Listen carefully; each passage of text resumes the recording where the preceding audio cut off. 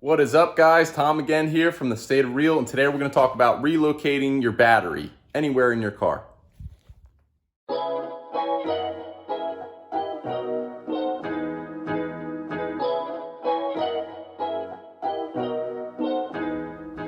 So you guys liked this whiteboard last time, so we're going to use this as part of our teaching here.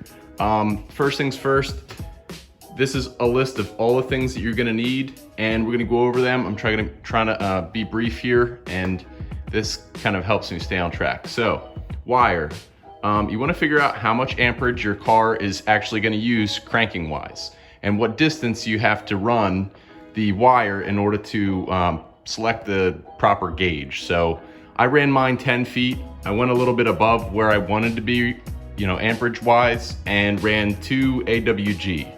I bought a total of 20 feet because I wanted to run some all the way to the battery, and then, a section from the battery for the ground.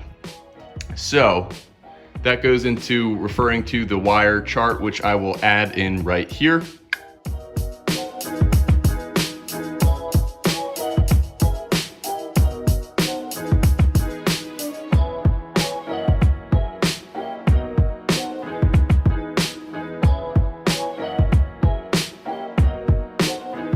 And next thing is 3/8 wire lug terminals, which are just the end pieces that connect the AWG wire to whatever you're trying to connect it to. And then your 200 amp breaker. And this, this is relative. It all is based on if you're doing a car or a truck, how much load your starter is pulling. But I mean, most vehicles pull between 200 and 250 amps under load. That's, when you're trying to crank the engine over. So I went with the 200 amp, which is within the range of amperage for the AWG. The whole purpose of the circuit breakers to prevent, over amp draw that basically causes your wire to burn up. So more amperage pulled through the wire creates heat, causes the wires to melt, and you could start a fire.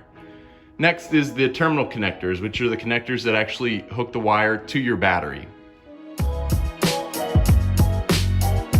You might be able to use the ones that were on your car previous, or you might have to buy new ones. I had to buy new ones. So next is the non-lead acid battery. So this is also relative, but I have to mention this for safety purposes.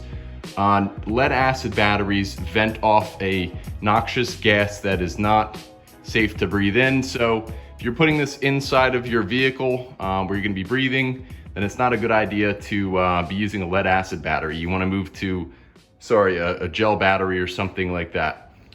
So mine's in my trunk. My trunk is vented, and I'm going to be using a lead acid battery.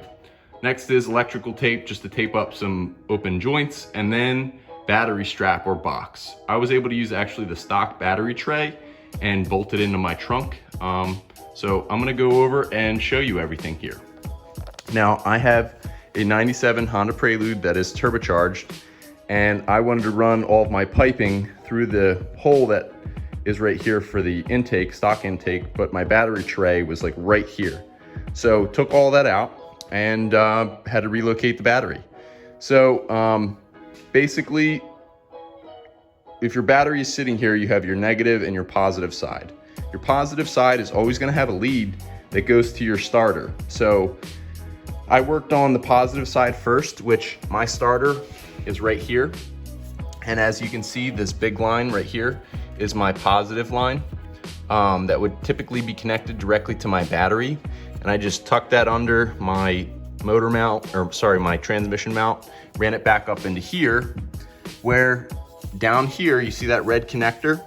I then took my lug nut, or my lug connector, for my 2 AWG wire, and I bolted it right into the stock connector there. See how that's connected? You can kind of see there's a shiny part under here, and then this is the stock battery terminal.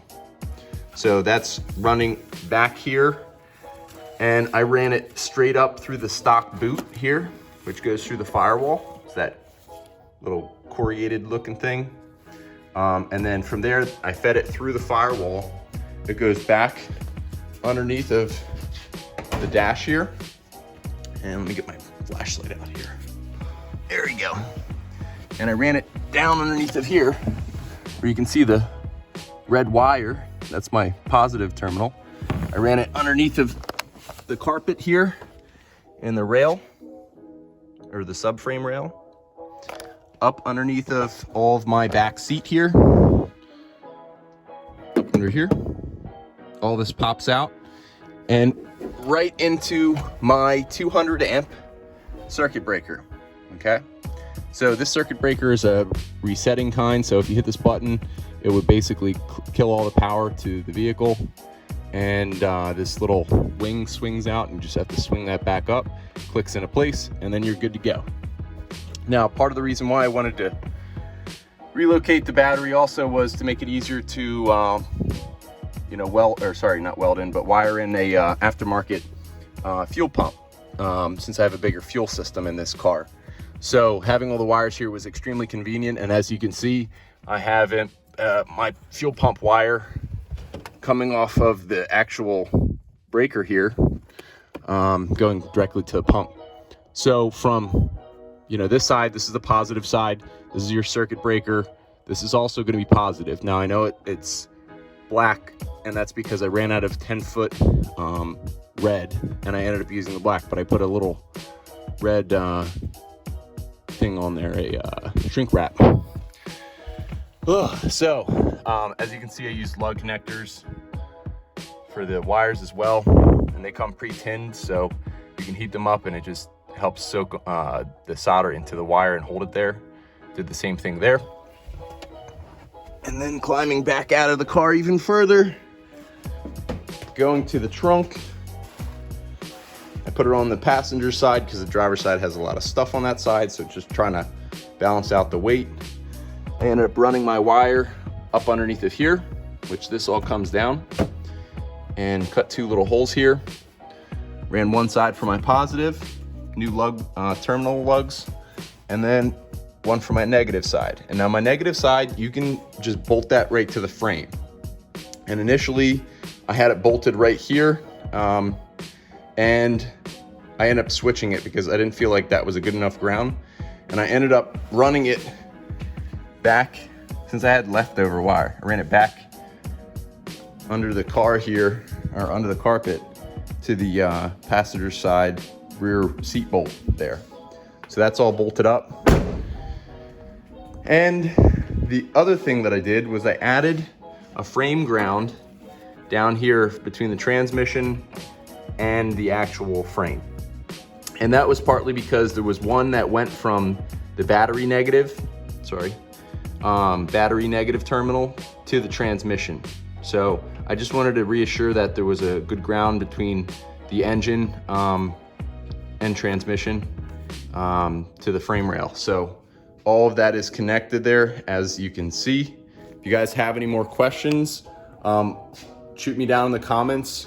There are a few things that can be different with other cars, so I will try to help you as best I can. But other than that, it's really straightforward, really simple. I think the whole thing was like $120 worth of a job. So not super cheap, but definitely needed in some applications. And I know that the scene kids, as I once was, like to do this particularly to clean up their engine bay. So it does that very well. But guys, that's all I got for you today. Later.